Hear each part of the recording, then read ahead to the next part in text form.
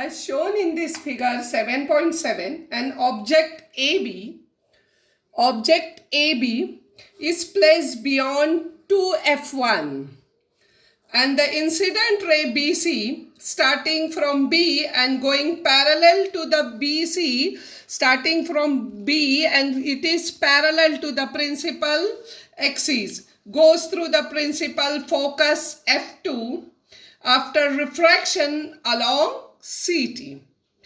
The ray BO starting from B and passing through the optical center O of the lens goes along OS. Without changing its direction, it intersects CT in B dash. This means that the image of B is formed at B dash. As A is situated on the principal axis, its image will also be located along the principal axis at A dash. Vertically above B dash. Thus, A dash B dash will be the image of AB formed by the lens. So we learn that if an object is placed beyond to F1, the image is formed between F2 and 2F2. The image is formed between F2 and 2F2, and it is a real and inverted, and its size is smaller than that of the object. This is the object big and the image is small. Now study the figure 7.8. Determine the position, size and the nature of the images formed for different position of an object with the help of ray diagrams. And you have to check your conclusions. The images formed by convex lenses for different position of the object. Object first it is given at infinity. Then the size of the image is point image, means a small image, and the nature of the image is real and inverted. Beyond 2F1, see, you will have to draw the ray diagram like a ray diagram for mirror. Here only the difference the ray diagram for the lenses.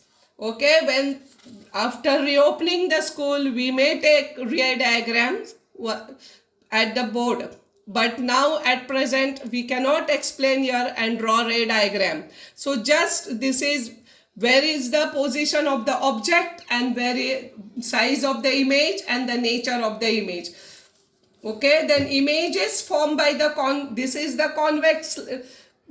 images formed by the convex lenses. Now the images formed by the concave lenses, that when the incident ray is parallel to the principal axis, the refracted ray when extended backward passes through the focus, and when the incident ray passes through the focus, the refracted ray is parallel to the principal axis.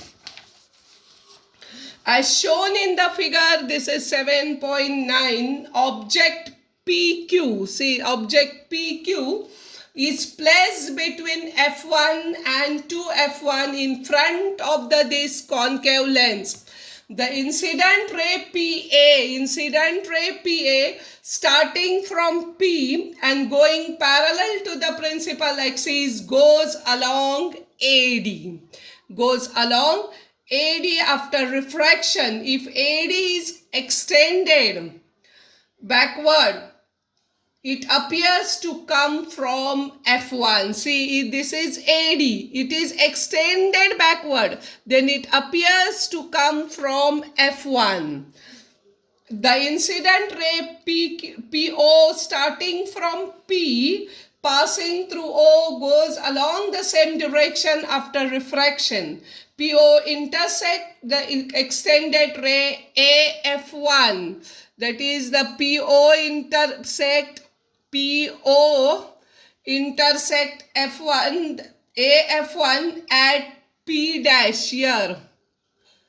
See, this is PO and this is A, F1, they intersect here at P dash, and the P dash is the image of P. As the point Q is on the principal axis, its image is formed along the axis at the point Q dash, directly below the P dash. Thus, P dash Q dash is the image of PQ. The image formed by a concave lens is always virtual, erect, and smaller than the object. Now, the image is formed by the position of the object is given, the position of the image is given, size of the image, and the nature of the image. Okay, as same after reopening the school, we will take how to draw these ray diagrams. Now, sign convention. We are going to see Cartesian sign convention. Before that, we will see lens formula. The formula showing the relation between the distance of the object, that is u, and the distance of the image, that is v, and the focal length f is called a lens formula. It is given as 1 upon v minus 1 upon u is equal to 1 upon f. The lens formula is same for any spherical lens and any distance of the object from the lens. It is, however, necessary to use the sign convention properly. Now, the sign convention. According to the Cartesian sign convention, the optical center O is taken to be the origin.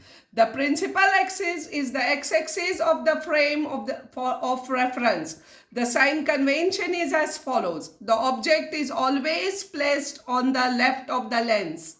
All distances parallel to the principal axis are measured from the optical center, that is O.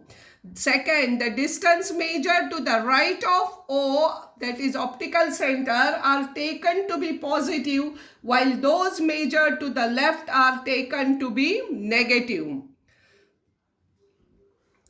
Distances perpendicular to the principal axis and above it are taken to be positive. Distances perpendicular to the principal axis and below it are taken to be negative. Just as a coordinate geometry. See, the above is, when you draw a graph for coordinate geometry, the above is always positive numbers, the down is always negative number. Towards the left, origin of the right, it is the positive. Towards the left, it is negative.